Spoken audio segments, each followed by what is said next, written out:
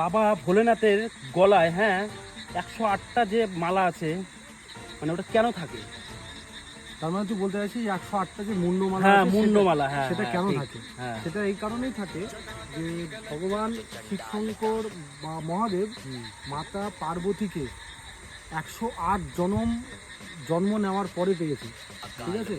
তার 108 বার যে মাতা পার্বতী জন্ম নিয়েছে, সেই 108টার যে মুন্ডু হয় সেটারই মালা ভগবান শিব পরে রেখেছে গলায়। আর লাস্টে যে সতী রূপে যে জন্ম ছিল সেটা হচ্ছে 108 নম্বর। আর তারপর মাতা পার্বতীকে সেটা নিজের স্ত্রী হিসাবে চালায়। তাহলে তুই এটা ভাব, ভগবান হয়ে 108 জনম তপস্যা করার পর পার্বতীকে বিয়ে করেছে। এখনকার ছেলেমেয়েরা আজকে একে থাকতে, কালকে একে ধরতে, ভালো লাগলো, আমি তো জানতাম না। হর হর মহাদেব।